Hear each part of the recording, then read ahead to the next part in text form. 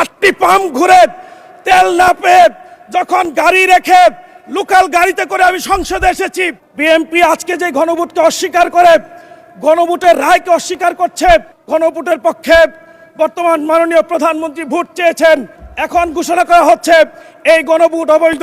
যারা জুলাইয়ের সময় রাজপথে ছিলেন না, রক্ত দেননি, তাদের পরিবারকে কেউ জুলাইয়ের সময় শাহাদাত বরণ করেননি, তারা এই জুলাই আন্দোলন চলাকালীন সময়ে সীমান্তের ওপারে 5 স্টার হোটেলে ছিলেন। এ কারণে জুলাইয়ের মর্ম তারা বুঝবেন না। বিএনপি আজকে যে গণভোটকে অস্বীকার করে, গণভোটের রায়কে অস্বীকার করছে, পদে পদে গণভোটের পক্ষে তারা কথা বলেছে।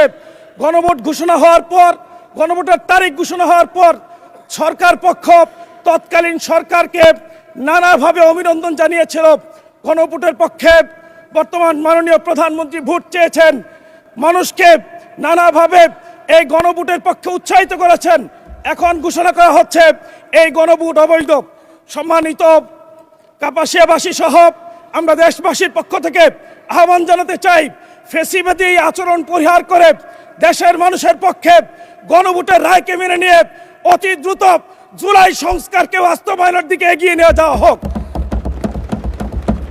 মাননীয় স্পিকার, যেই জুলাইকে আজকে অস্বীকার করা হচ্ছে, যেই জুলাইকে আজকে পাল্টে দিতে চায়, জুলাই কথা বললে যারা লাফিয়ে উঠেন, সংবিধান দিয়ে যারা জুলাইকে চাপা দিতে চান, যারা জুলাইয়ের সময় রাজপথে ছিলেন না, রক্ত দেননি, তাদের পরিবারকে কেউ জুলাইয়ের সময় শাহাদাত বরণ করেননি, তারা এই জুলাই আন্দোলন চলাকালীন সময়ে সীমান্তের ওপারে 5 স্টার হোটেলে ছিলেন। এ কারণে জুলাইয়ের মর্ম তারা বুঝবেন না। আমি বলতে চাই, the will of the people is the supreme authority. The supreme power of a nation belongs to the people. সুতরাং আমার দেশের মানুষ কনফার্ম করেছে, আমার দেশের সিটিজেন্স এটা কনফার্ম করেছে, এই জুলাই আন্দোলনের চেতনা জুলাই সংস্কার বাস্তবায়নের মধ্য দিয়ে করতে হবে। সেই জুলাই সংস্কার বাস্তবায়ন করতে হলে আমাদেরকে নতুন করে এই বাংলাদেশে শপথ গ্রহণ করতে হবে। সৌভাগ্যক্রমে আমার নাম সালাউদ্দিন। আমি আমার পক্ষ থেকে নয়, শুধু দেশবাসীর পক্ষ থেকে আহ্বান জানাতে চাই, বাংলাদেশের মানুষের প্রত্যাশা জুলাই সংস্কার বাস্তবায়ন হবে।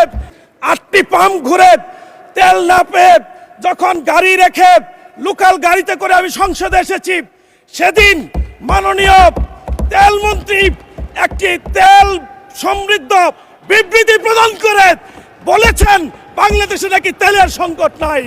আমি আশ্চর্য হয়েছি, আমি নিজে ঘুরেছি, আমি কি দেখে আসলাম আর এখানে এসে কি শুনলাম।